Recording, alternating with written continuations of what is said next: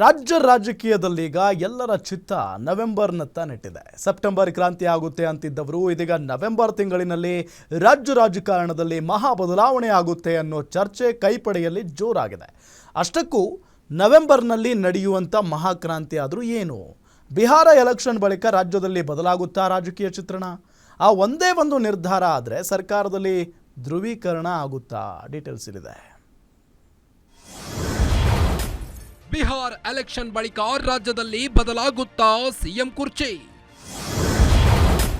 ಆ ಒಂದೇ ಒಂದು ನಿರ್ಧಾರ ಆದರೆ ಸರ್ಕಾರದಲ್ಲಿ ಧ್ರುವೀಕರಣನ? ನವೆಂಬರ್ ಸಮೀಪಿಸುತ್ತಿದ್ದಂತೆ ಡಿಕೆ ಉರುಳಿಸಿದ್ರ ಹೊಸ ದಾಳ?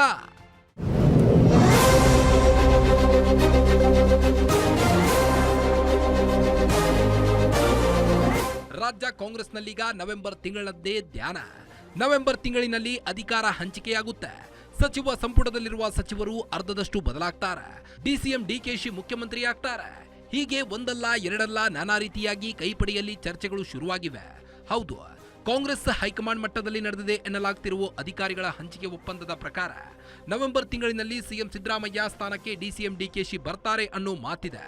ಈ ನಿಟ್ಟಿನಲ್ಲಿ ಪ್ರಯತ್ನ ನಡೆಸುತ್ತಿರುವ ಡಿಸಿಎಂ ಡಿಕೆ ಶಿವಕುಮಾರ್ ಹೈಕಮಾಂಡ್ ನಾಯಕರ ಮೇಲೆ ಒತ್ತಡದ ತಂತ್ರ ಅನುಸರಿಸುತ್ತಿದ್ದಾರೆ.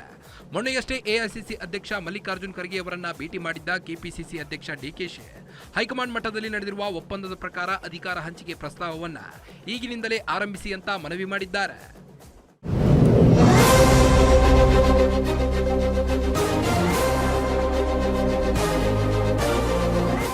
ಇನ್ನು ಮಲ್ಲಿಕಾರ್ಜುನ್ ಖರ್ಗೆ ಭೇಟಿ ವೇಳೆ ಡಿಸಿಎಂ ಡಿಕೆಶಿ ಅಧಿಕಾರ ಹಂಚಿಕೆ ವಿಚಾರವನ್ನ ಮತ್ತೆ ನೆನಪಿಸಿದ್ದಾರೆ. ಅಲ್ಲದೆ ಸದ್ಯಕ್ಕೆ ಯಾವುದೇ ಸಂಪುಟ ಪುನಾರಚನೆ ಬೇಡವೇ ಬೇಡ, ಸದ್ಯಕ್ಕೆ ಸಚಿವ ಸಂಪುಟ ವಿಸ್ತರಣೆ ಮಾಡುವ ಅಗತ್ಯವಿಲ್ಲ, ಅದ್ಯಾವುದರ ಚಿಂತೆ ಕಿರಿಕಿರಿ ಇಲ್ಲದೆ ನನ್ನ ಒಂದೇ ಒಂದು ಸಲಹೆ ಸ್ವೀಕರಿಸಿ ಅಂತ ಡಿಸಿಎಂ ಡಿಕೆಶಿ ಖರ್ಗೆ ಅವರಿಗೆ ಮನವಿ ಮಾಡಿದ್ದಲ್ಲದೆ ಸಂಪುಟ ಪುನಾರಚನೆ ಮಾಡದೆ ಕೇವಲ ನಾಯಕತ್ವ ಮಾತ್ರ ಬದಲಿಸಲಿ, ಆಗ ಪಕ್ಷದಲ್ಲಿ ಯಾವುದೇ ನಾಯಕರು ಅಸಮಾಧಾನ ಆಗಲ್ಲ ಅಂತ ವಿನಂತಿ ಮಾಡಿದ್ದಾರೆ. ಜೊತೆಗೆ ಅಧಿಕಾರ ಹಂಚಿಕೆ ಬಗ್ಗೆ ಸೋನಿಯಾ ರಾಹುಲ್ ಜೊತೆ ಚರ್ಚೆ ಮಾಡಿ ಅಂದು ಕೊಟ್ಟ ಮಾತಿನಂತೆ 2.5 ವರ್ಷ ಸಿಎಂ ಸ್ಥಾನ ಕೊಡಿಸಿ ಅಂತ ಡಿಕೆಶಿ ಖರ್ಗೆ ಅವರಿಗೆ ಮನವಿ ಮಾಡಿದ್ದಾರೆ. ಇನ್ನೊಂದೆಡೆ ಕೇಂದ್ರ ಸಚಿವ ಎಚ್.ಡಿ. ಕುಮಾರಸ್ವಾಮಿ ಮಾತ್ರ ನವೆಂಬರ್ ಕ್ರಾಂತಿಯೂ ಇಲ್ಲ, ರಾಜ್ಯದ ಸಮಸ್ಯೆಗಳನ್ನು ಬಗೆಹರಿಸಲು ಆಗದೆ ಸಿಎಂ ಬದಲಾವಣೆ ಕತೆ ಹೇಳಿಕೊಂಡು ಕಾಲ ಕಳೀತಿದ್ದಾರೆ ಅಂತ ಆಕ್ರೋಶ ವ್ಯಕ್ತಪಡಿಸಿದ್ದಾರೆ.